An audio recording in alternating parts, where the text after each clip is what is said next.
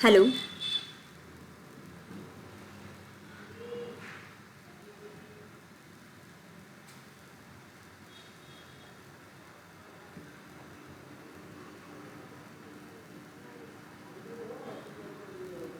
Hello.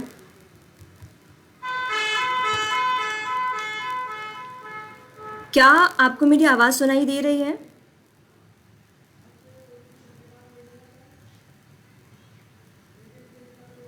School.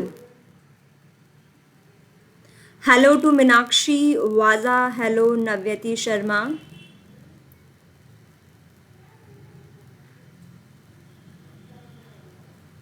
Hello Anjali Yadav,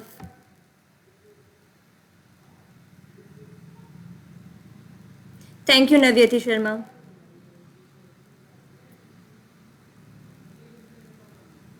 okay. हाँ but आप नहीं दिख रहे। ठीक है।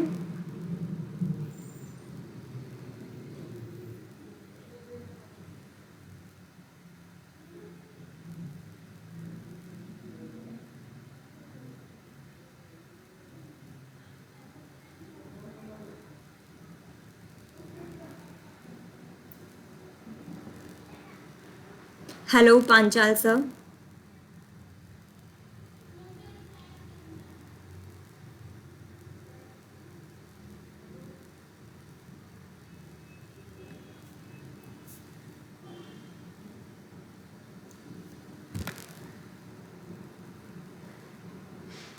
Hello Imran Ansari sir.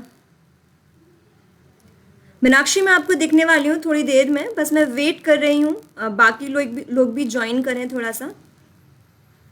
Then हम क्लास शुरू करते हैं और बात शुरू करते हैं अपनी।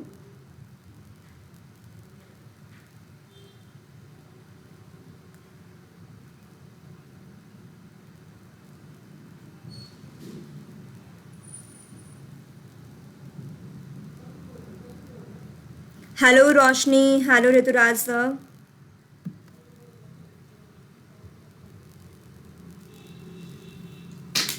चलिए थोड़ा बातचीत कर लेते हैं। क्या चल रहा है लॉकडाउन में? आप सब अपने घरों में कैसा फील कर रहे हैं?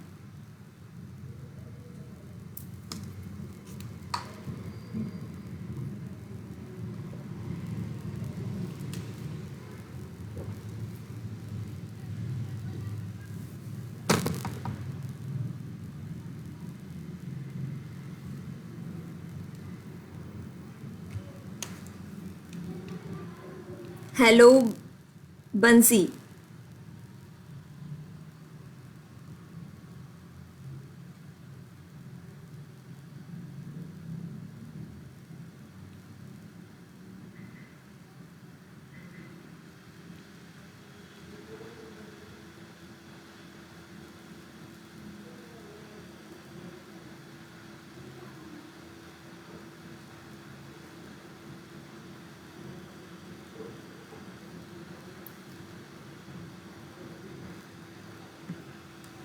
Full rest. Hi Pushpa.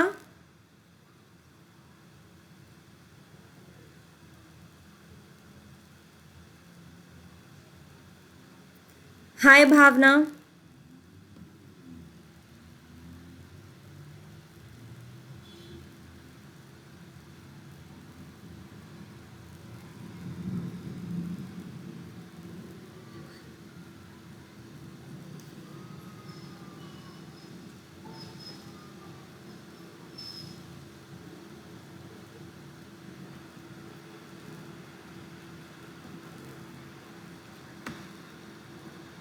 Hello M S महाला।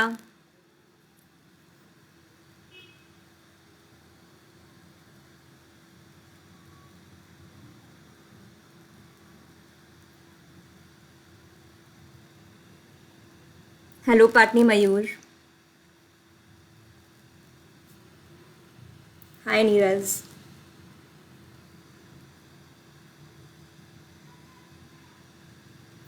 हाय Ummehani. Hi Khushhali Mehta. Hello K के।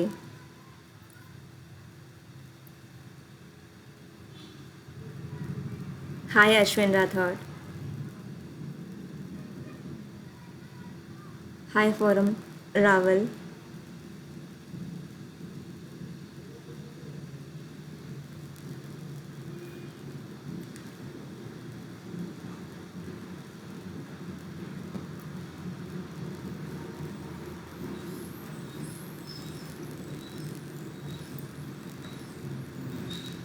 Still now 33% have joined. Hi Solanki Harish.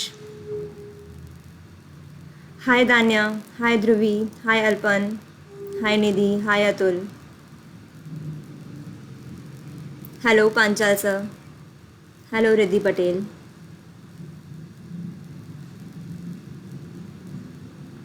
Raj Nandini Chauhan.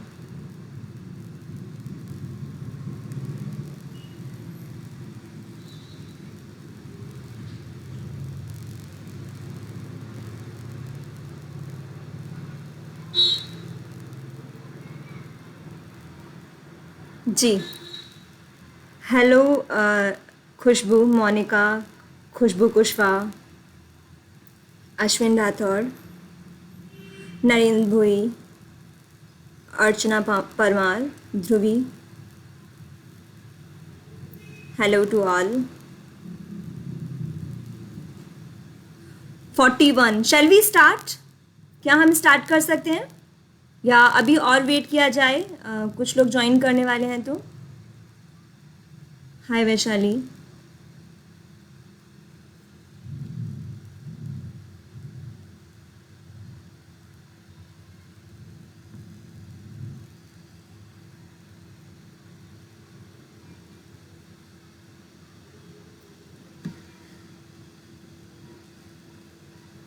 Archana Vaishali Monika Patni Mayur Ashwin Rathore Khushboo Kushwaha Varsha Chauhan Bansi. Hello hi Pushpa.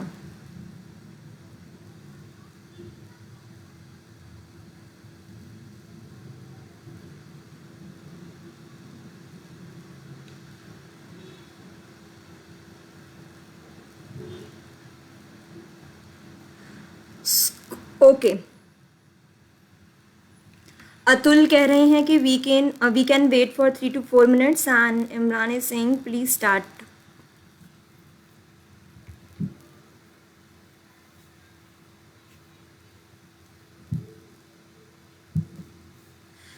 नमस्कार दोस्तों, गुड मॉर्निंग.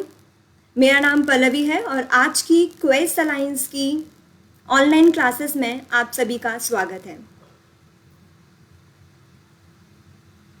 मेरा नाम पल्लवी मिश्रा है और जैसा कि आप सभी जानते हैं क्वेस्ट अलायंस आप सभी के ITIs के साथ में करियर डेवलपमेंट और एम्प्लॉयबिलिटी स्किल्स के ऊपर काम करता है, जिसके अंतर्गत बहुत सारी क्लासेस और सेशंस होते हैं आपके यहाँ पर और उसमें बहुत सारी एक्टिविटीज़ होती हैं, बहुत सारे गेम्स होते हैं और बहुत कुछ पढ़ना पढ़ाना होता है. बहुत सारी बातें होती हैं खुद को जानने के बारे में, हम कैसे खुद को जान सकते हैं, पहचान सकते हैं, उसके बारे में.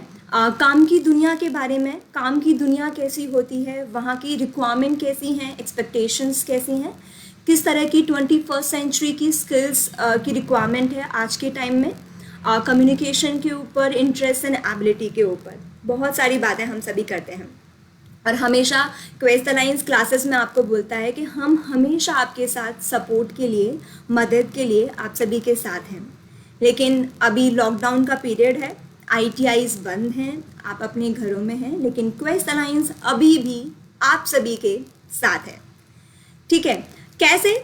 आप गूगल प्ले स्टोर से क्वेस्ट ऐप डाउनलोड कर सकते हैं. वहाँ क्वेस्ट ऐप जब यूज़ करेंगे तो आपको बहुत कुछ सीखने को मिलेगा, बहुत कुछ पढ़ने को मिलेगा. और उसके अलावा ऑनलाइन क्लासेस होती हैं.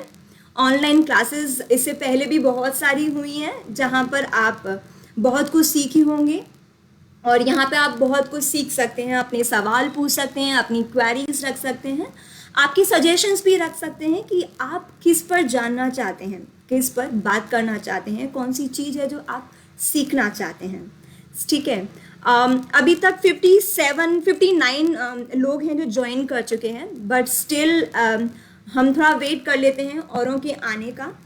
जब तक थोड़ी बहुत बातचीत कर लेते हैं तो चलिए मेरा आप सभी से पहला सवाल है, अभी तक आपने कौन कौन सी ऑनलाइन क्लास है जो अटेंड की है?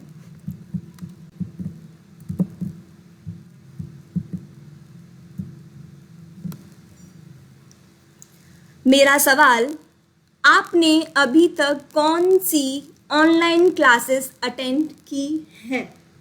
प्लीज़ कमेंट बॉक्स में लिखिएगा, अभी तक कौन कौन सी ऑनलाइन क्लासेस आपने अटेंड की हैं। चलिए देखते हैं आपको कितना याद है पिछली क्लासेस के बारे में।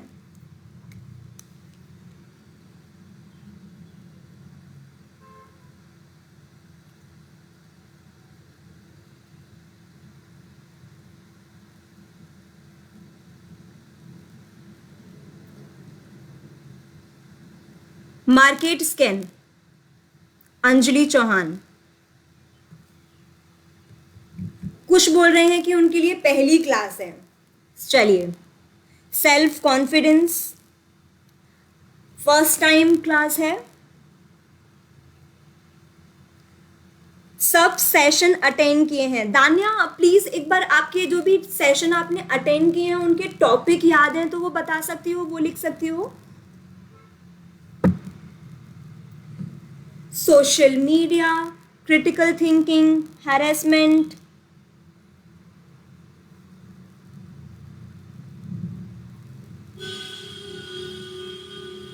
critical thinking, stress management, social media, market scan, understanding yourself. Kailash, thank you. Lockdown and you. Okay. चलिए तो बात करते हैं कि आपने बहुत सारी क्लासेस के नाम लिए और मुझे लग रहा है कि आपको बहुत कुछ याद है पुरानी क्लासेस के बारे में। बात करते हैं कि आपको क्लासेस का, जो भी अभी क्लासेस हुई हैं उनका क्या फ़ायदा लगता है, या आपने अभी तक क्या सीखा है जो पिछली 2-3 क्लासेस हुई हैं उनसे।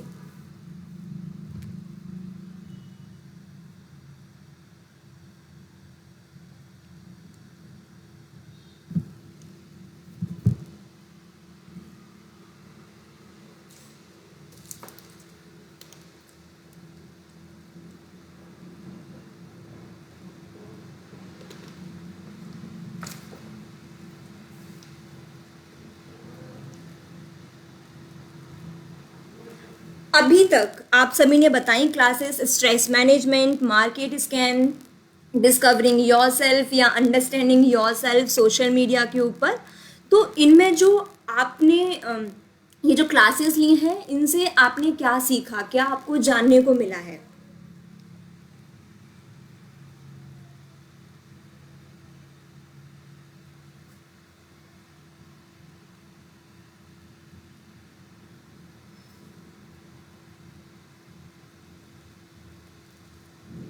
Okay, step two critical thinking done. So आते हैं हम आज की क्लास के ऊपर। आज की क्लास जो है ना, तो आज की जो क्लास है वो उसके बारे में आप सभी के पास इंफॉर्मेशन आई होगी। सो मैं जानना चाहती हूँ कि आपको टॉपिक याद है या नहीं है। तो आज का टॉपिक क्या है प्लीज़ बताएंगे एक बार कमेंट बॉक्स में।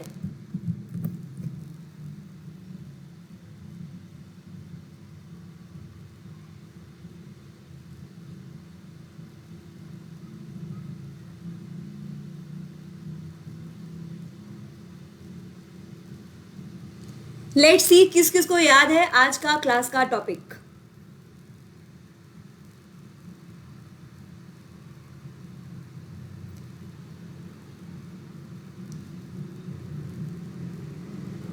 मैं अभी तक वेट कर रही हूँ, कोई तो कमेंट करे और आज का जो क्लास का टॉपिक है वो बताएं। Gender, Bansi, thank you. Okay,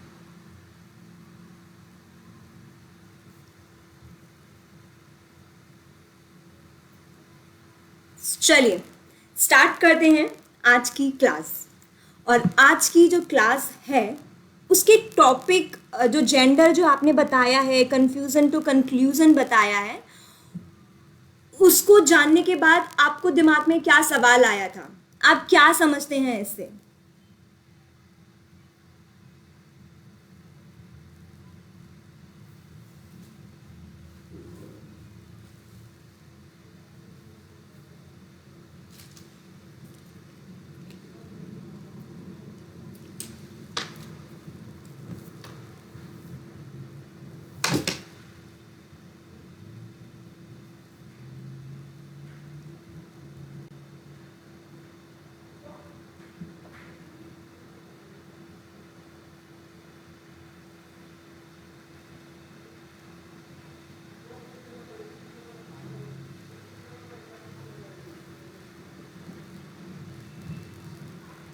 confusion to conclusion, confusion to conclusion. Okay, चलिए बात करते हैं कंफ्यूजन से कंफ्यूजन टू कंक्लूजन के ऊपर कि बेसिकली ये है क्या। अब फोरम ने लिखा है जो कंफ्यूजन है उसे दूर करके कोई एक निर्णय या कंक्लूजन पर कैसे आने की प्रोसेस जो है उसके बारे में। जी ओके, चलिए बात करते हैं आज की क्लास के बारे में। आज की क्लास है कंफ्यूजन टू कंक्लूजन के बारे में। और अगर हम बात करें कंफ्यूजन क्या है, कंफ्यूजन का मतलब है शंका, है ना। कभी कभी हमारे दिमाग में बहुत सारे सवाल होते हैं, बहुत सारी बातें होती हैं, बहुत सारी चीज़ें होती हैं दिमाग में, और जिसके चक्कर में हम स्टक हो जाते हैं। हमारे लिए कुछ भी समझना मुश्किल हो जाता है ना, और फिर आगे बढ़ना मुश्किल हो जाता है, एक डिसीजन पर आना मुश्किल हो जाता है। लेकिन जब हमें लाइफ में कुछ करना है, हमें अपनी मंजिल को पाना है या ड्रीम्स पूरा करने हैं, तो हमें एक पॉइंट पर तो आना ही है, एक डिसीजन तो लेना है। और वो जो रास्ता है, एक शंकाओं के रास्ते से आके एक पॉइंट पर या डिसीजन पर आना, एक कंक्लूजन पर आना, ये जो एक रास्ता है, इसके बारे में हम आज बात करने वाले हैं। लेकिन अगर आपने ब्रैकेट में देखा हो तो ब्रैकेट में लिखा है gender stereotypes in Indian society. हमारी इंडियन सोसाइटी में जेंडर जो है बहुत ज़्यादा कंफ्यूजन पैदा करता है, हमारे सोचने समझने के ऊपर बहुत सारी चीज़ों में हमारे लिए कंफ्यूजन क्रिएट करता है, और स्पेशली गर्ल्स के साथ, है ना। गर्ल्स के साथ में बहुत सारे सवाल खड़े हो जाते हैं कि अगर मैं ये करूँगी तो मेरे पेरेंट्स कैसे बोलेंगे, मेरी सोसाइटी कैसे बोलेगी, मैंने अगर ऐसे बोला तो ये मेरे बारे में कैसे सोचेंगे, मैं अगर कुछ ऐसे चली तो लोग मेरे बारे में क्या सोचेंगे, मैं तो ये नहीं कर सकती क्योंकि लड़कियां ऐसा नहीं कर सकती, और बहुत सारे सवाल जिसके चक्कर में बहुत कंफ्यूजन पैदा होता है, और एक डिसीजन के ऊपर, एक कंक्लूजन पर आना बहुत मुश्किल हो जाता है ना। तो बात करते हैं कि ये जो कंफ्यूजन टू कंक्लूजन का जो रास्ता है, और उसमें जो कंफ्यूजन क्रिएट होता है जेंडर के थ्रू, तो बात करते हैं ये जेंडर बेसिकली है क्या। मेरा सवाल है, आप जेंडर से क्या समझते हैं।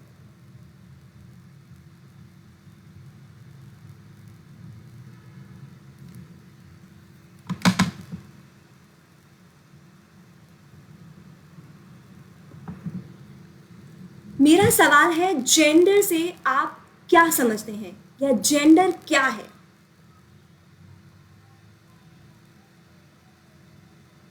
अगर मैं एग्जांपल दूं, उदाहरण दूं, तो आप सभी ने स्कूल्स के फॉर्म फिल किए होंगे, कॉलेज के फॉर्म फिल किए होंगे, या कोई और फॉर्म फिल किया होगा। जब फॉर्म एप्लीकेशन फॉर्म फिल करते हैं, उसमें नेम होता है, डेट ऑफ बर्थ होती है, थर्ड ऑप्शन में होता है सेक्स या जेंडर, एंड उसमें आप कोई ना कोई एक ऑप्शन फिल करते हैं। तो उसमें क्या ऑप्शन फिल करते हैं।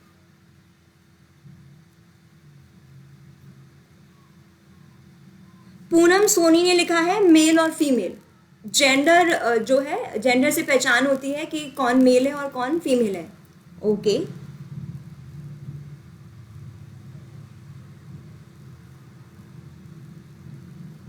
फोरम ने लिखा है फीमेल एंड मेल।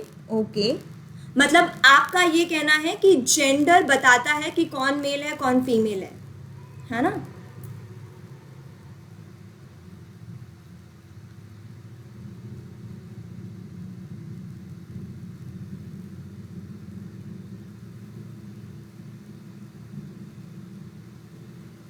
चलिए, awesome male female and other, चाकू मेल एंड फीमेल,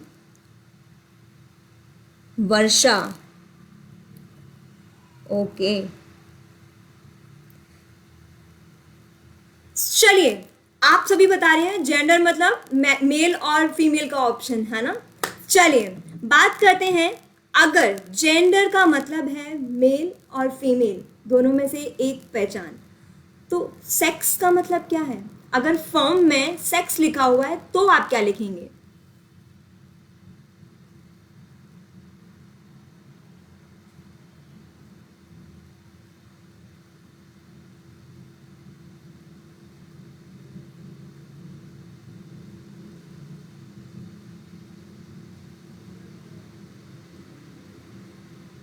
सो अगर आप देखें तो आपका जो आपके सामने अभी इमेज है वहाँ पर भी बना हुआ है, सेक्स में भी एक मेल बना हुआ है, एक फीमेल बनी हुई है, जेंडर में भी एक मेल है और एक फीमेल है। तो कुछ तो कंफ्यूजन है, कुछ तो डिफरेंस होगा।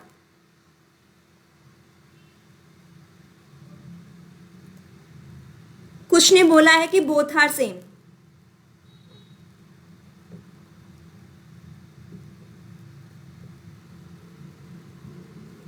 Both are same, okay. अगर आसान शब्दों में अगर मैं कहना चाहूँ तो आप जो कह रहे हैं वही है, सेक्स और जेंडर ये जो दो रास्ते हैं जिनके बेस पर पहचान क्रिएट होती है, आइडेंटिटी क्रिएट होती है मैन और विमेन की, है ना। सेक्स के बेस पर अगर आप देखेंगे तो आप डिसाइड कर सकते हैं कि कौन और मैन है, और कभी कभी जेंडर के बेस पर भी कौन मैन है और कौन विमेन है, ठीक है। चलिए बात करते हैं। आपके सामने जो अभी एक इमेज है उसमें आप देखेंगे लेफ्ट हैंड साइड में ब्लैक कलर में सेक्स के बारे में बताया हुआ है, ग्रीन कलर का राइट हैंड साइड में जेंडर के बारे में बताया है, ठीक है। सेक्स साइंटिफिक बेस पर होती है, ठीक है। साइंटिफिक मतलब प्राकृतिक तौर पर है। प्रकृति ने हार्मोन्स दिए हैं, अलग अलग तरह के हार्मोन्स होते हैं मेन और विमेन में, जिसके कारण उनके अंदर अलग अलग कैरेक्टरिस्टिक्स होती हैं, अलग अलग उनके पहचान होती है। अगर बात करें तो विमेन में अलग तरह के हार्मोन्स होते हैं जिसके कारण वो बच्चा पैदा कर सकती हैं, उनकी आवाज़ पतली होती है और अदर कैरेक्टरिस्टिक्स होते हैं। वहीं मेन में डिफरेंट तरह के हार्मोन्स होते हैं और इसके कारण उनके फेस पर दाढ़ी मूंछ होती है, उनकी आवाज़ भारी होती है, कंठ बाहर निकला हुआ होता है और अदर कैरेक्टरिस्टिक्स होती हैं, और जो कि हमें प्राकृतिक रूप से मिला हुआ है जिसको चेंज करना मुमकिन नहीं है ना। लेकिन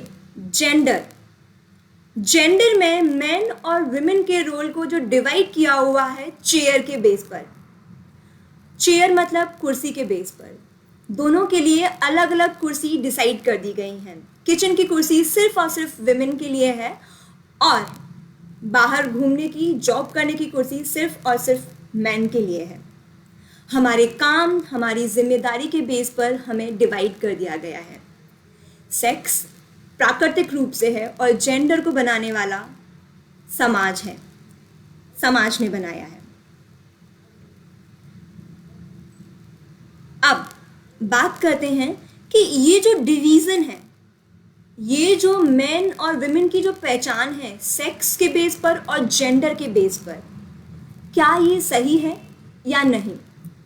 आपके लिए सवाल है मेरा, प्लीज़ कमेंट बॉक्स में लिखिएगा, ये जेंडर के बेस पर मेन और विमेन की पहचान सही है या गलत है, या सेक्स के बेस पर ये जो पहचान क्रिएट हुई है मेन और विमेन की, ये सही है या गलत है।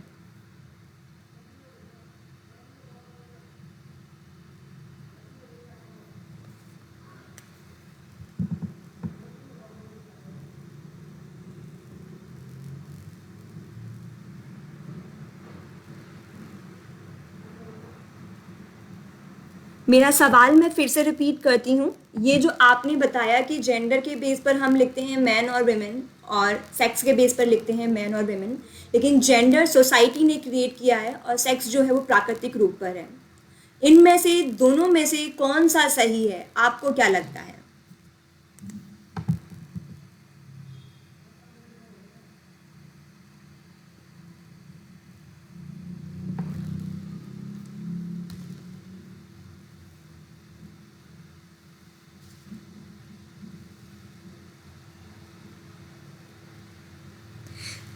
जेंडर के बेस पर गलत है क्योंकि अब हर काम मेल फीमेल दोनों कर सकते हैं, फोरम का कहना है। खुशबू का कहना है दोनों ही सही हैं अपनी अपनी जगह पर मैम, ओके। भारती का कहना है जेंडर के बेस पर गलत है। बांसी का कहना है सेक्स के बेस पर ही सही है। पूनम का कहना है I think both are right.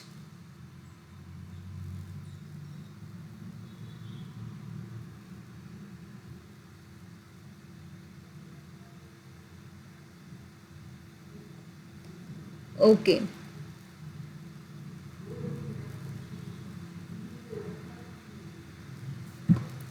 चलिए बात करते हैं सेक्स के बेस पर। जो मेन और विमेन की पहचान है, जो फिजिकल चेंजेस हैं हार्मोन्स के बेस पर, वो एक नेचुरल बेस पर है, प्राकृतिक तौर पर है, जिसको बदलना मुश्किल है। और आई थिंक वो एक प्रकृति ने हमें दिया हुआ है, प्रकृति ने पहचान क्रिएट की है, जो कि सही है।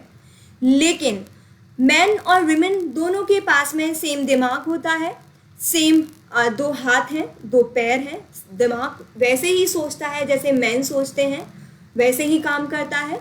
इवन उनके दोनों हाथ से भी सेम वैसे ही काम कर सकती है जैसे मैन कर सकते हैं। पर समाज का ये डिसाइड करना, कुर्सी डिसाइड करना कि वो किचन में काम कर सकती हैं विमेन और मैन बाहर काम कर सकते हैं, ये गलत है। जेंडर की बेस पर डिवीज़न करना या पहचान क्रिएट करना मैन और विमेन की अलग है। आप सोचिए कितना कन्फ्यूज़न होता होगा अगर एज अ विमेन, अगर मेरे लिए कुर्सी डिसाइड कर दी गई है किचन की, और मैं चाहती हूँ कि मुझे बाहर जॉब की कुर्सी पर बैठना है, लेकिन मेरे लिए उस कुर्सी पर बैठना मुश्किल है क्योंकि बहुत सारे लोग सवाल करेंगे। सोचिए कितना कन्फ्यूज़न होता होगा एक विमेन के लिए, कितने सवाल उसके दिमाग में खड़े होते होंगे।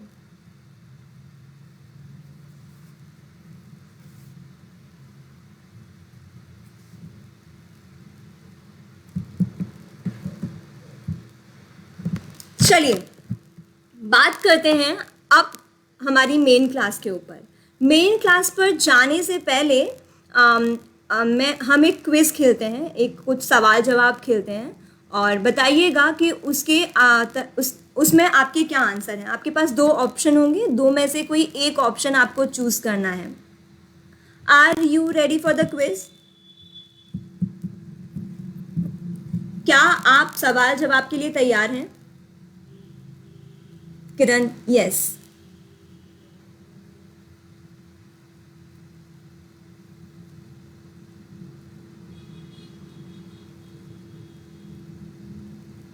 Yes, okay. Khushhali, yes. Anjali Yadav, yes. Atul, yes. चलिए पहला सवाल, फिजिकली स्ट्रांग कौन होते हैं, पुरुष या स्त्री? मैन और विमेन। फिजिकली स्ट्रांग कौन होते हैं, मैन और विमेन? आपके पास दोनों में से कोई एक ऑप्शन चूज करना है, जो सोसाइटी में आप देखते हैं, जो सोसाइटी बिलीव करती है, उसके बेस पर आंसर दीजिएगा। आपके पास दोनों का ऑप्शन नहीं है, आप कंफ्यूजन जरूर लिख सकते हैं तीसरे ऑप्शन में।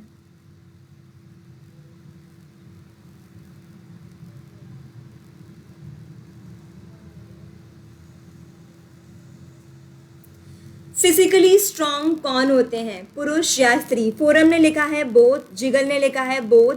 मैंने कहा बोथ का आपके पास ऑप्शन ही नहीं है, आपको या तो मेल लिखना है या फीमेल लिखना है या फिर कंफ्यूजन। या मैं आपके बोथ के ऑप्शन को कंफ्यूजन मान लूं? पूजा देसाई, बोथ का ऑप्शन ही नहीं है आपके पास।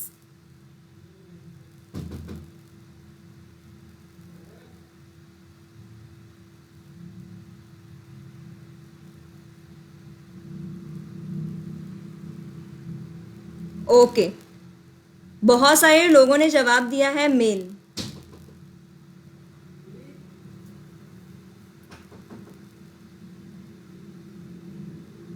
चलिए आपका नेक्स्ट सवाल है, केयरिंग कौन होता है?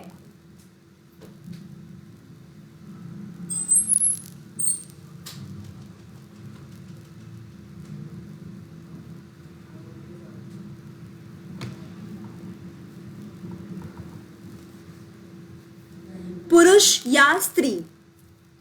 केयरिंग कौन होता है, बहुत ज़्यादा इमोशनल कौन होता है, पुरुष या स्त्री? आपके पास इस बार भी बोथ का ऑप्शन नहीं है, आप थर्ड ऑप्शन में कंफ्यूजन लिख सकते हैं।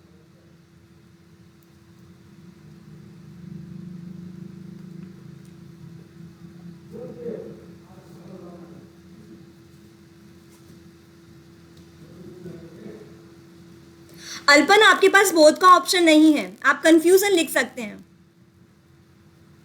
और मैं सोसाइटी के बेस पर क्वेश्चन पूछ रही हूं।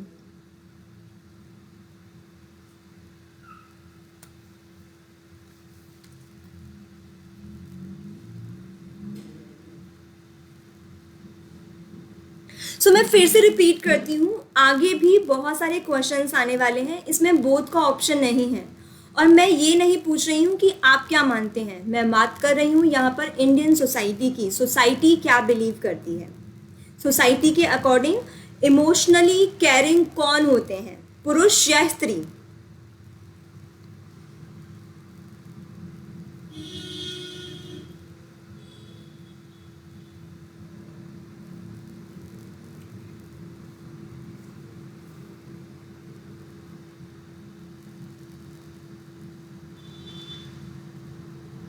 और अगर आप बोथ का ऑप्शन लिख बताते हैं कमेंट में, तो मैं बोथ का ऑप्शन जो है एज कंफ्यूजन कंसीडर करने वाली हूँ।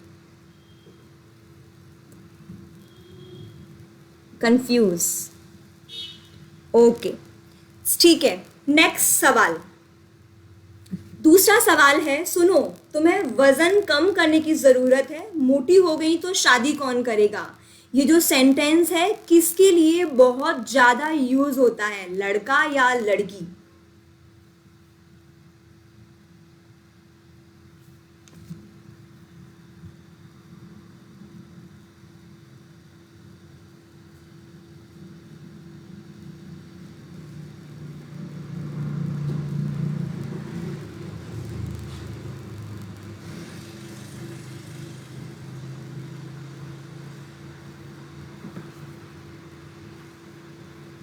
Female, female, girls.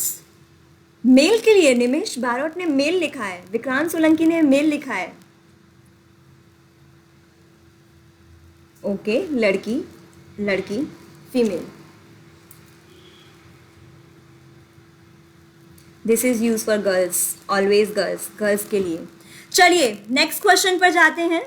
आपके लिए नेक्स्ट क्वेश्चन है, रोते नहीं हैं। ये क्वेश्चन हमेशा किसके लिए, सॉरी, ये सेंटेंस हमेशा किसके लिए यूज किया जाता है, लड़के या लड़की?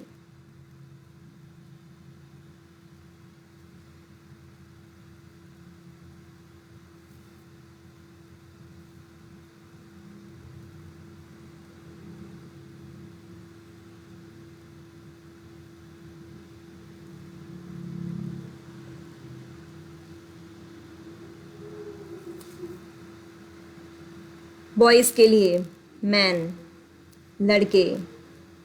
और शायद जितने भी लोग बोल रहे हैं अभी बॉयज, शायद यही कारण है कि लड़के रोते नहीं हैं, लड़के रोते नहीं हैं, इसलिए बहुत स्ट्रांग बन जाते हैं इमोशनली।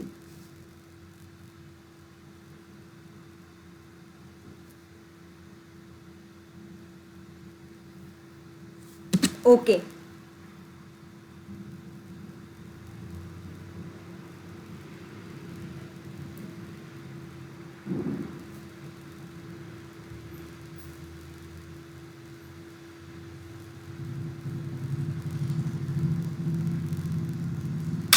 चलिए नेक्स्ट सवाल पर जाते हैं। और नेक्स्ट सवाल में एक टेबल है और उसमें 2-3 ऑप्शंस हैं। प्लीज़ मुझे बताइएगा एक एक करके कि उसमें से कौन सा ऑप्शन पुरुष के लिए है और कौन सा ऑप्शन स्त्री के लिए है।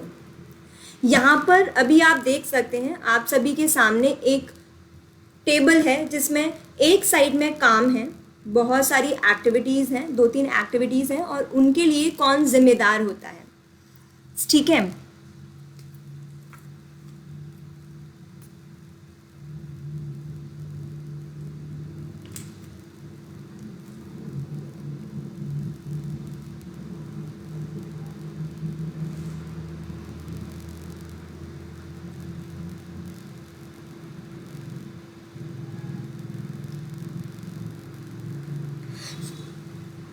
उससे पहले मैं बात करना चाहूँगी भारती चौहान, जिन्होंने कमेंट किया है, ma'am the answer is according to society not my personal thinking. तो भारती, अभी हम जो बात कर रहे हैं ना, वो हम सोसाइटी की ही बात कर रहे हैं। सोसाइटी ने जो जेंडर बनाया है ना, जो नॉर्म्स डिसाइड किए हैं, मेन के लिए अलग, विमेन के लिए अलग, उसके कारण जो कन्फ्यूज़न क्रिएट होता है उसके ऊपर ही हम बात कर रहे हैं।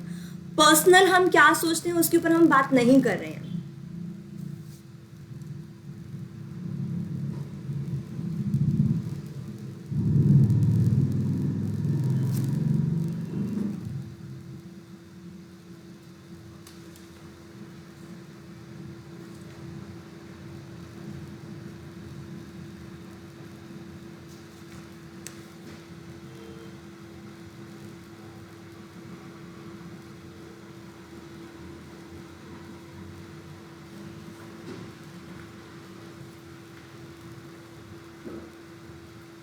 खाना बनाना लेडीज़ का काम है, बर्तन साफ करना लेडीज़ का काम है, मार्केट जाके सामान खरीदना कन्फ्यूज़न।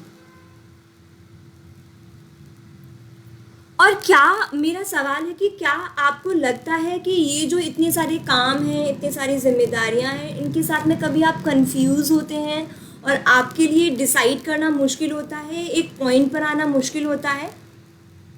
आप कमेंट बॉक्स में यस और नो लिख सकते हैं। क्या सच में ये जो अभी हमने बहुत सारे सवाल किए हैं, बहुत सारी बातें की हैं, क्या सच में ये जो चीज़ें हैं, जो जेंडर है, क्या आपके लिए कन्फ्यूज़न क्रिएट करते हैं आपकी लाइफ में?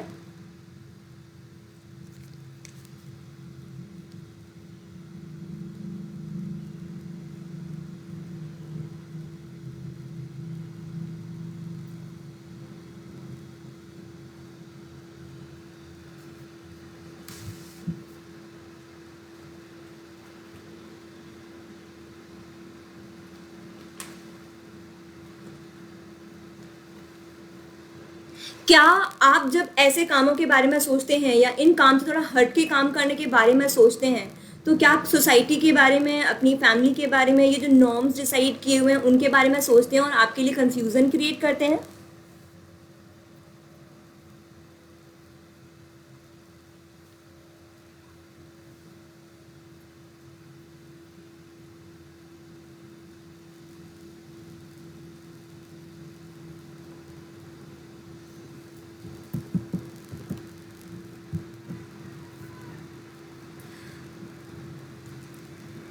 यस, यस, बहुत ज़्यादा। यस,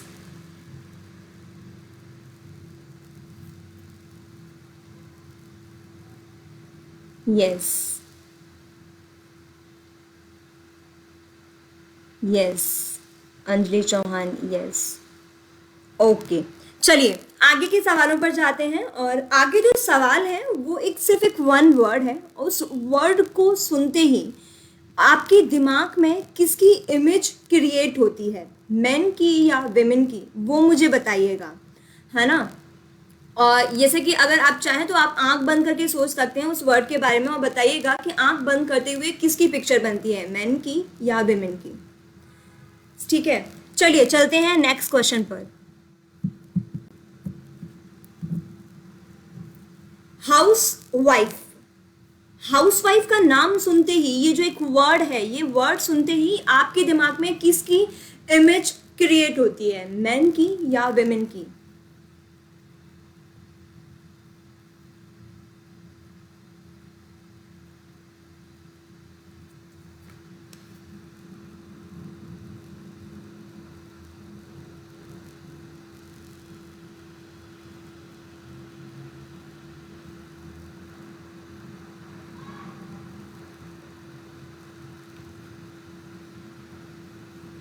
मेरा सवाल है, हाउसवाइफ का वर्ड सुनते ही आपके दिमाग में किसकी इमेज क्रिएट होती है, मैन और विमेन? Women, women, women. और सोचिए कि एक बार सोचिए कि अगर कोई हस्बैंड है, वो अपने घर में काम करता है, अपने घर को देखता है, तो हाउस हस्बैंड क्यों नहीं होता? कंफ्यूजन है या नहीं है?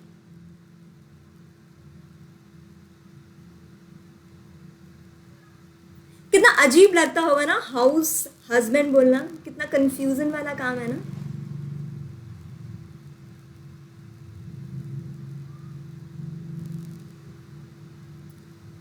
और आज की क्लास जो है ना वो इसी के लिए है, ये जो कंफ्यूजन है, इस कंफ्यूजन से कैसे बाहर निकले हैं और एक पॉइंट पर कैसे आए।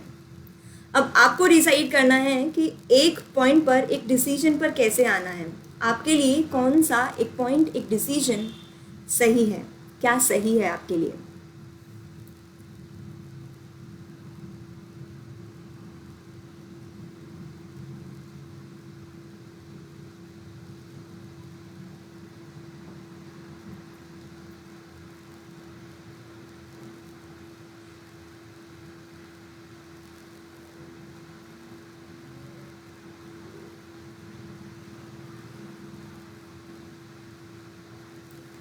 दूसरा सवाल, पुलिस मैन।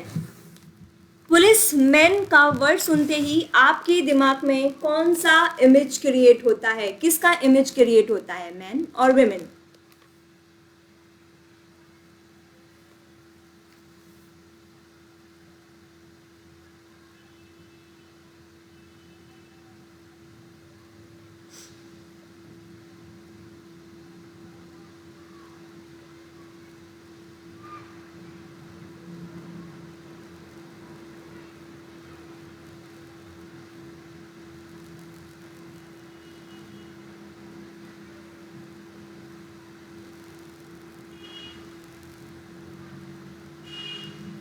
वैशाली ने बोला है बोथ, लेडीज,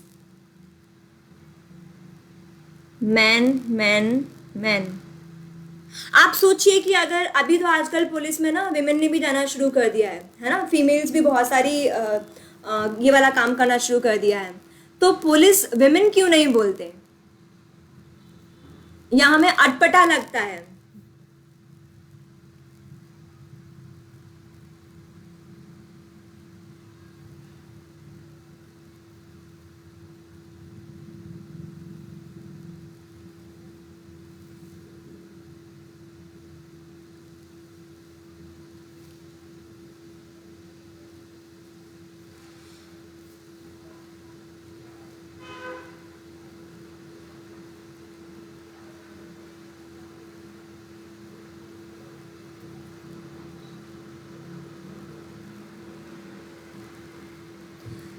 चलिए नेक्स्ट क्वेश्चन है आपके लिए।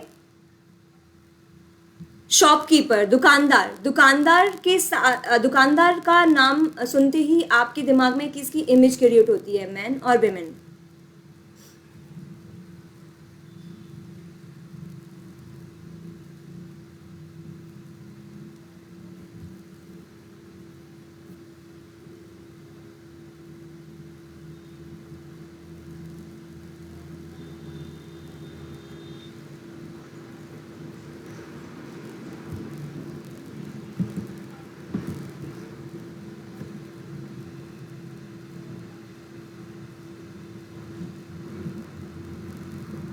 चलिए अभी हमने बहुत सारे सवालों पर बात की और उन सवालों के बाद में आप थोड़े से, आपका कहना था कि आप थोड़े से कंफ्यूज हैं या आपने देखा होगा कि जेंडर हमारे काम को कैसे डिवाइड करता है, एक मैन और विमेन का काम कैसे डिवाइड करता है। लेकिन आप ही का कहना है कि जेंडर के बेस पर ये मैन और विमेन की पहचान जो है वो गलत चीज़ है ना, गलत है। अब आपको डिसाइड करना है, आपको डिसीजन लेना है कि आप कैसे एक पॉइंट पर आए और डिसाइड करें कि आपके लिए क्या सही है क्या गलत है ना। कभी कभी गर्ल्स के लिए स्पेशली बहुत मुश्किल होता है कंफ्यूजन से कंक्लूजन पर आना, क्योंकि गर्ल्स के ऊपर बहुत सारी रिस्ट्रिक्शंस होती हैं, बहुत सारे सवाल होते हैं, बहुत कुछ सोचना होता है। यहाँ नहीं जा सकते, शाम के बाद आप नहीं जा सकते, शाम को 7 बजे के बाद नहीं जाना चाहिए, लड़कियों के लिए ये काम सही नहीं है, लड़कियाँ ऐसे नहीं बोल सकती, बहुत सारे का सवाल। और वो जो है, वो जो बहुत सारे सवाल हैं, रिस्ट्रिक्शंस हैं, बहुत सारा कन्फ्यूज़न पैदा करते हैं और उसके कारण हम गर्ल्स एक कंक्लूजन पर नहीं आ पाते, एक डिसीजन नहीं ले पाते हमारे ड्रीम्स को पूरा करने के लिए, है ना। लेकिन बहुत ज़रूरी है इसके ऊपर सोचना कि हम कैसे बहुत सारे सवालों से, बहुत सारे जो रिस्ट्रिक्शंस हैं, जो हमारे दिमाग में बहुत सारी शंकाएं चल रही हैं, उनमें से किसी एक डिसीजन पर आए और एक पॉइंट पर आए और अपनी ड्रीम के बारे में, अपने सपनों के बारे में सोचें, है ना।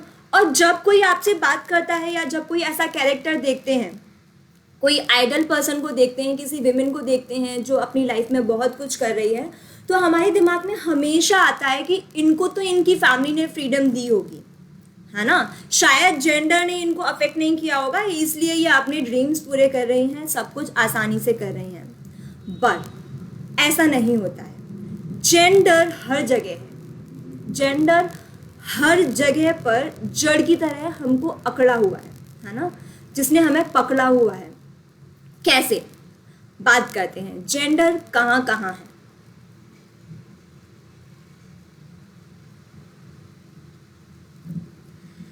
जेंडर कहाँ कहाँ है? जेंडर हमारी बुक्स में है, जेंडर गेम्स में है, जेंडर बॉलीवुड में है, जेंडर टीवी और एड्स में भी है ना। चलिए सवाल आता है, पहला सवाल, आपको कैसे लगता है बुक्स में भी जेंडर है, या हमारी जो बुक्स हैं वो भी मैन और विमेन की जो आइडेंटिटी है उसको बताने की कोशिश करती हैं जेंडर के बेस पर?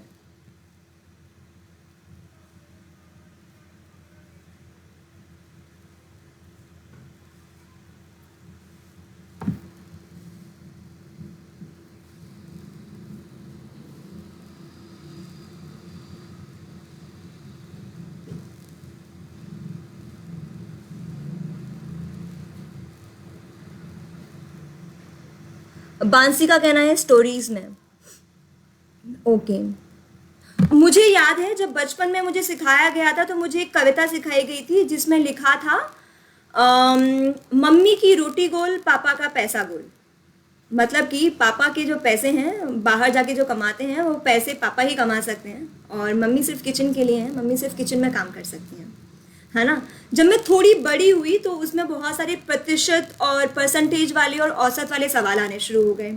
उसमें जितने भी एग्जाम्पल थे, जितने भी मैथ के क्वेश्चन थे, वो हमेशा बोलते थे कि रमेश ने अपना बिजनेस शुरू किया, बिजनेस शुरू करने के लिए 2,000 रुपये का इन्वेस्टमेंट किया, 4,000 रुपये उसने सामान बेचने के बाद कमाए, बताइए कितने प्रतिशत का उसको फ़ायदा हुआ। मतलब कि ये जो बिजनेस वाला काम है सिर्फ पुरुष कर सकते हैं। अब आप सोचिए, अगर आपको लगता है कि सिर्फ आपकी फैमिली में रिस्ट्रिक्शंस हैं, ऐसा नहीं है, बुक्स में भी है। अगर आप बात करें साइंस, साइंस में बहुत सारे बल और गति के नियम हैं, लेकिन उसमें भी एग्जाम्पल्स जो हैं वो ऐसे ही हैं। रमेश ने अपनी बॉल को इतनी गति से दूर फेंका, रमेश ने एक बॉक्से को धक्का दिया। मतलब कि ये जो फिजिकल जो एक्टिविटीज़ हैं सिर्फ पुरुष कर सकते हैं, बहुत कुछ, है ना। आप ये सोचिए कि हमारी बुक्स में भी जेंडर है जो हमने बचपन में पढ़ा है।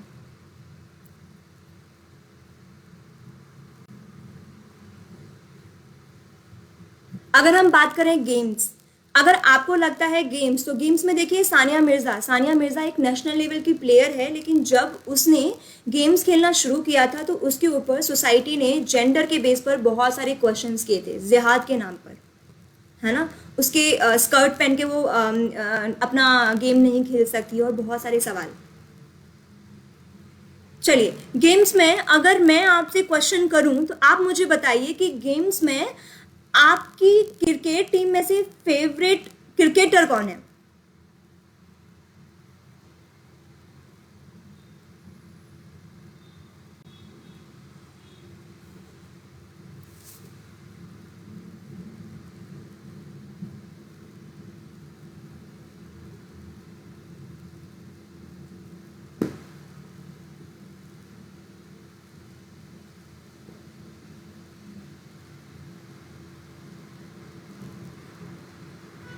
क्रिकेट टीम में आपका फेवरेट क्रिकेटर कौन है। सचिन, सचिन।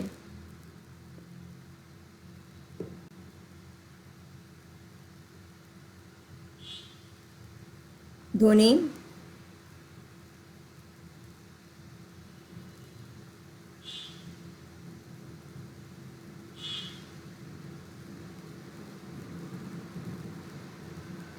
विराट, युवराज, मिथाली राज। इतने सारे में से सिर्फ एक ने अभी तक विमेन क्रिकेटर का नाम लिया है, मिथाली राज। बाकी सभी ने सचिन, धोनी, विराट सबके नाम लिए हैं। मतलब कि क्रिकेट टीम में भी अगर बात करें तो हम मेल क्रिकेट टीम को ज़्यादा पहचानते हैं, ना कि विमेन क्रिकेट टीम को किसी को हम पहचानते हैं, है ना। मेल क्रिकेट टीम को लोग कितना पहचानते हैं, वर्ल्ड कप आने वाला है, गेम्स आने वाले हैं, हम हमेशा देखने के लिए तैयार होते हैं, लेकिन हमें इन्फॉर्मेशन तक नहीं होती है विमेन वर्ल्ड कप के बारे में, वो मैच कब है ना। तो जेंडर तो हर जगह है। जितनी भी विमेन हैं अपनी आइडेंटिटी के लिए, अपनी पहचान के लिए काम कर रही हैं, है ना। उनके लिए भी कभी कभी कन्फ्यूज़न होता होगा ना कि क्रिकेट टीम में मेन क्रिकेट टीम को लोग इतना पहचानते हैं, इतना फॉलो करते हैं, हमें क्यों नहीं। जैसे आप हमेशा बोलते हैं कि हमारे ऊपर रिस्ट्रिक्शंस हैं, हम नहीं कर पा रहे हैं, हम क्यों नहीं कर पा रहे हैं, बाकी लोग कर पा रहे हैं, है ना। सोचिए एक बार,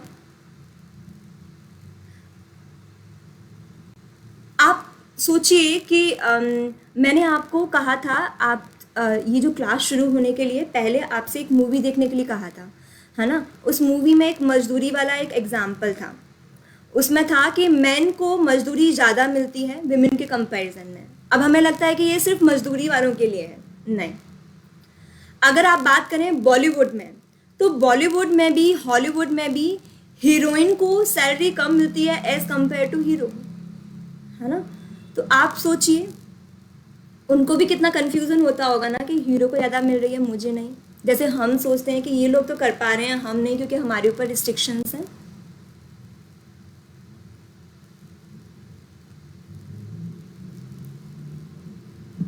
आप सोचिए टीवी और एडवर्टाइजमेंट में सर्फ एक्सेल का ऐड आता है तो हमेशा प्रेफरेंस विमेन को मिलती है ना। अगर कुकिंग का ऐड आता है तो वहाँ पर भी प्रेफरेंस जो होती है, एक जो मतलब मेन कैरेक्टर जो होती है वो विमेन होती है। तो कुकिंग, सर्फ एक्सेल, ऐसे जो ऐड है इसमें हमेशा विमेन क्यों होती हैं हमेशा, है ना? क्योंकि जेंडर जो है वो हर जगह है। और अगर एज अ गर्ल हमें लगता है कि दूसरों को फ्रीडम मिली होगी इसलिए वो अच्छे से कर पा रही हैं, हमें फ्रीडम नहीं मिल रही है, जेंडर ये रिस्ट्रिक्शन जो है वो हमारे यहाँ पर है, ऐसा नहीं है। जेंडर हर जगह है, रिस्ट्रिक्शंस हर जगह हैं, है ना। ये जो नॉर्म्स डिसाइड हुए हैं, विमेन ये कर सकती है, विमेन ये नहीं कर सकती है, उनके ऊपर जो उनको जो पहचान मिलने का काम आता है, तो पहचान मिलने में बहुत टाइम लगता है उनको, है ना। Cricket team, women cricket team आज भी अपनी पहचान ढूंढ रही है ना। उनको ऐसी इतनी पहचान नहीं है जितने की मैन क्रिकेट टीम को है। तो वो सब जेंडर है, वो हर जगह से हर किसी को अफेक्ट करता है, सिर्फ आपके साथ नहीं है ना। लेकिन अब आप सोचिए कि ये जो कंफ्यूजन है, इतने सारे क्वेश्चंस हैं हमारे साथ, हमारे ऊपर इतनी रिस्ट्रिक्शंस हैं, इससे बाहर आने का सॉल्यूशन क्या है? आपको क्या लगता है? ये जो हमारे ऊपर जो सोसाइटी के नॉर्म्स हैं, जेंडर के बेस पे जो रिस्ट्रिक्शंस लगी हैं, गर्ल्स ये कर सकती हैं, गर्ल्स वो नहीं कर सकती हैं, या मेन के कंपैरिजन में हमें स्ट्रगल ज़्यादा करना पड़ता है, बट इससे बाहर आने का ऑप्शन क्या है, सॉल्यूशन क्या है? क्या हमें रुक जाना चाहिए, हमें अपनी कंफ्यूजन में रहना चाहिए, या कुछ और सोचना चाहिए? क्या सॉल्यूशन लगता है आपको?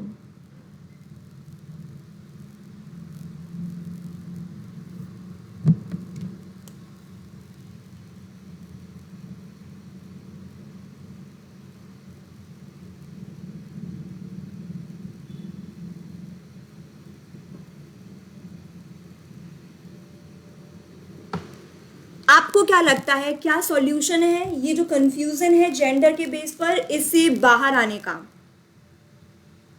No solution, hard work, education, education is the solution. अच्छा ठीक है, यहाँ पर किसी ने बोला है कि एजुकेशन इज द सॉल्यूशन, 2-3 लोगों ने बोला है, किसी ने बोला है फ्रीडम देनी चाहिए। तो पहला चीज है एजुकेशन ही जो है एक ऑप्शन है। तो अभी तो हम ऑलरेडी ITIs में पढ़ रहे हैं ना, हम एजुकेशन ले रहे हैं। एज गर्ल्स भी हम बहुत सारे कोर्सेज कर रहे हैं, फैशन डिज़ाइनिंग का कोर्स है हमारे यहाँ, HSI है, वहाँ पर हम ITI कर रहे हैं।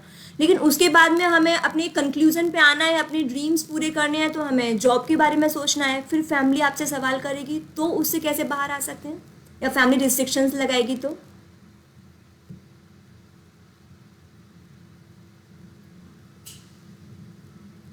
किसी ने लिखा है फ्रीडम देनी चाहिए, तो फ्रीडम देनी चाहिए, तो अपनी फ्रीडम के लिए हम क्या करें, कैसे बताएं हम हमारी फैमिली को कि हमें फ्रीडम चाहिए?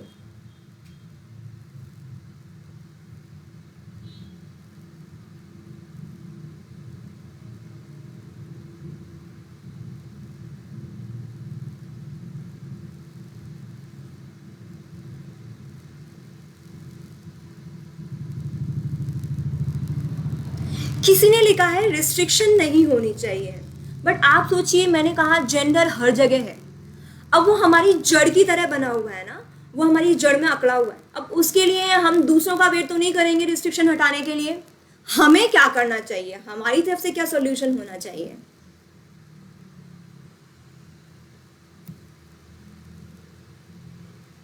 किसी ने लिखा है we can work hard and become successful.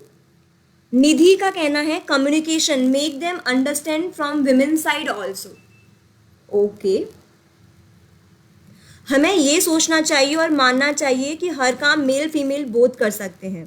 Okay,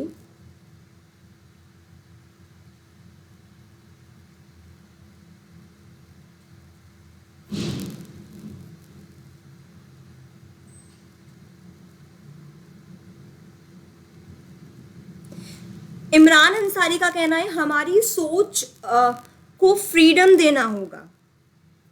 शायद सच में हमारी जो सोच है उस पर थोड़ा काम करना होगा, जो हमारे कंफ्यूजन है उस पर सोच करके थोड़ा काम करना होगा। निधि ने जो कहा है, जो हमें दूसरों को, हम जब अपनी सोच पे काम कर लेंगे, एक डिसीजन पर आ जाएंगे, तो हमें बात करने की ज़रूरत है दूसरों से कि हम क्या चाहते हैं, हम क्या करना चाहते हैं।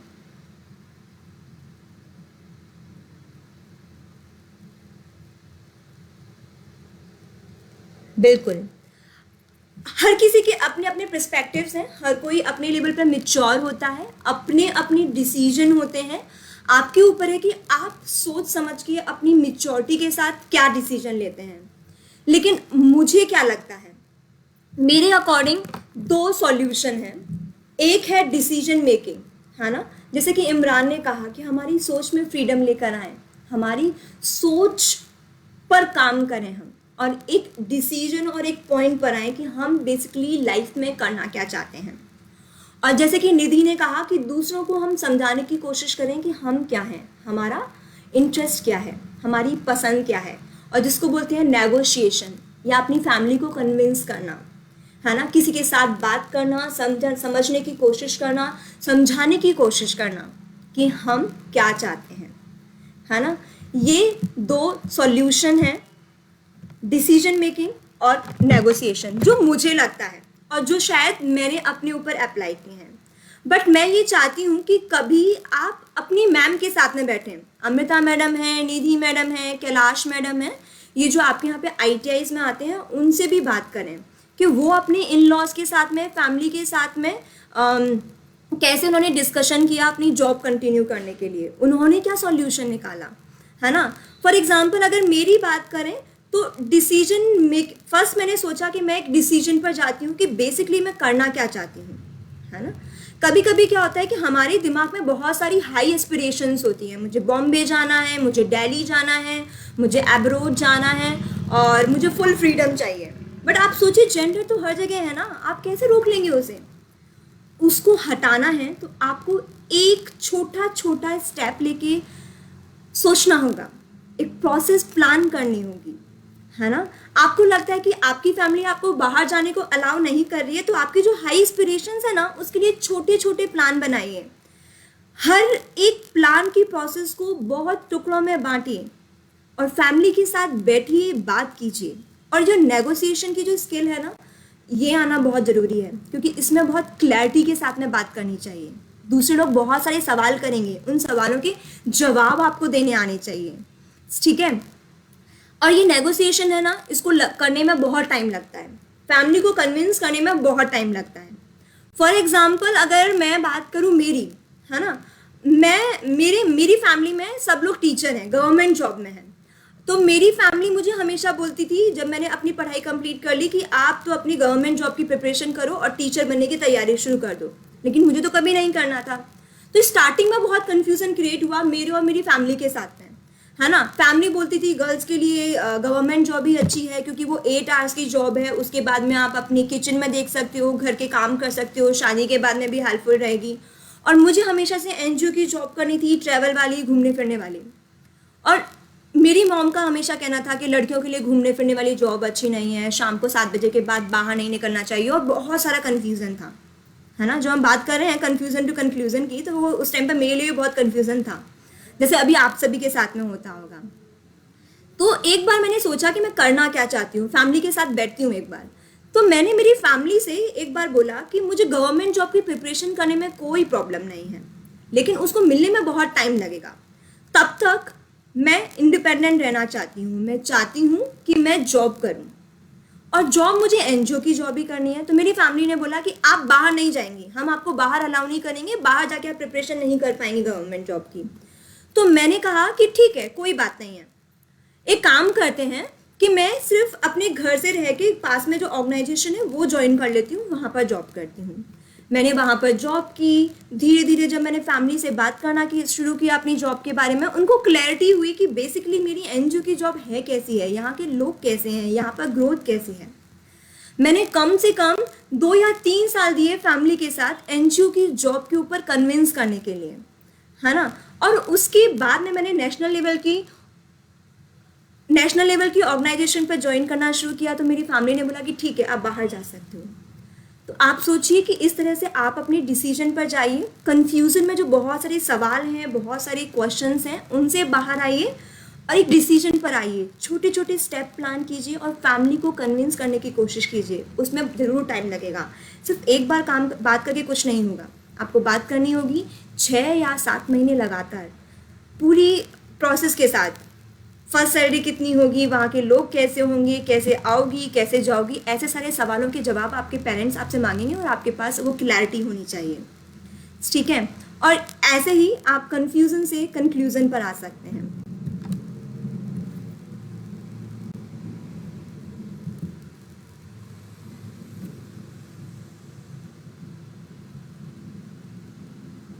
आज की क्लास इतनी थी। अगर अभी भी आप, आई होप कि आपको क्लैरिटी हुई होगी कैसे हम कंफ्यूजन से कंक्लूजन पर एक डिसीजन पर आ सकते हैं। और मैंने यहाँ पर देखा है कि इस वाली क्लास में बहुत सारे बॉयज़ भी हैं, तो प्लीज़ बॉयज़ आप सोचिए कि गर्ल्स के लिए कितना कंफ्यूजन होता है। आपके घर में जो आपकी सिस्टर्स हैं या आपकी जब शादी हो जाएगी, जब आपकी वाइफ होंगी या आपकी बेटियाँ होंगी, उनके लिए कितना कंफ्यूजन होगा इस जेंडर के कारण।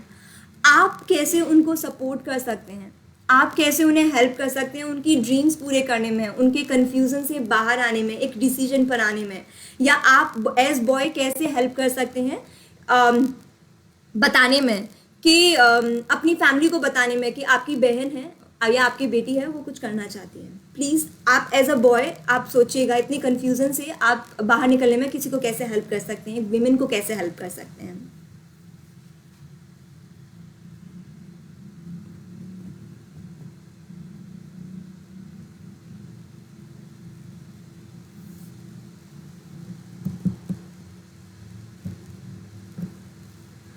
एंड प्लीज़ मुझे बताइएगा आज की क्लास कैसी लगी। आप कमेंट बॉक्स में डाल सकते हैं, या कोई अभी भी किसी का क्वेश्चन है तो आप पूछ सकते हैं।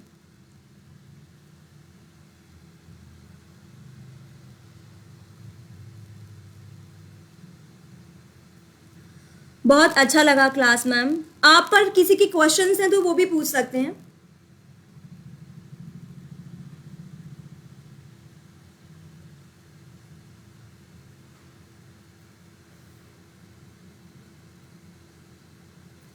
Good class ma'am, right.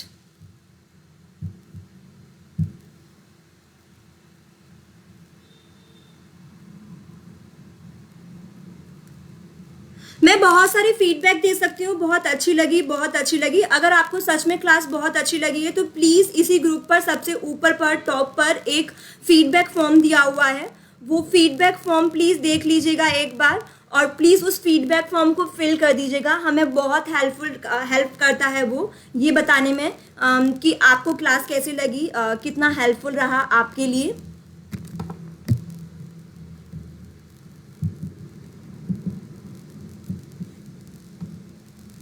उसके अलावा आज की क्लास के बाद में भी आप हम तक कैसे पहुंच सकते हैं। आप क्वेस्ट ऐप यूज़ कीजिए, गूगल प्ले स्टोर से डाउनलोड कीजिए।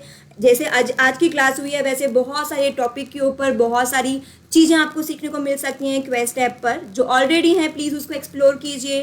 फेसबुक ग्रुप पर आप अपने फीडबैक लिख सकते हैं, कैसी आपको क्लास लगी वो लिख सकते हैं। आप अपने क्वेश्चंस डाल सकते हैं जो भी आप चाहते हैं, या आप किस पर आगे क्लास चाहते हैं वो भी लिख सकते हैं। और आपके लिए एक और लास्ट इन्फॉर्मेशन है, अभी कोरोना के टाइम पर, लॉकडाउन के टाइम पर पहली बार शटडाउन हुआ है। आपके लिए या आपके दोस्तों के लिए शायद थोड़ा सा मुश्किल होगा, बहुत सारा स्ट्रेस होगा, टेंशन होगी कि ये क्या हो गया है, हम किससे मिल नहीं पा रहे हैं, हम सिर्फ एक कोने में हैं। आपको लगता है कोई भी स्ट्रेस में है, प्लीज़ आप क्वेस्ट को कांटेक्ट कर सकते हैं। वो आपकी काउंसलिंग में हमेशा आपको मदद करेगी, आप इस स्ट्रेस से कैसे बाहर निकल सकते हैं उसके लिए आप कांटेक्ट कर सकते हैं। फेसबुक पर, व्हाट्सएप ग्रुप्स पर आपके पास बहुत सारे लोगों के पास नंबर्स हैं। जिनके पास नंबर नहीं है वो फेसबुक ग्रुप में लिख सकते हैं कि अगर आपको लग रहा है कि आपके ITIs में भी कोई फ्रेंड्स हैं जो नहीं बोल पा रहे हैं, स्ट्रेस में हैं, प्लीज़ आप बताइए उनका नाम, हम उनको कांटेक्ट करेंगे, कैसे वो स्ट्रेस से बाहर आ सकते हैं हम उस पर बात करेंगे। और आपके लिए एक और चीज़ मैं बता दूं कि ये कॉन्फिडेंशियल है, ये सिर्फ क्वेस्ट और आपके बीच में रहेगा, ये किसी और को नहीं बताया जाएगा। तो आप इस हेल्पलाइन पर भी कांटेक्ट कर सकते हैं।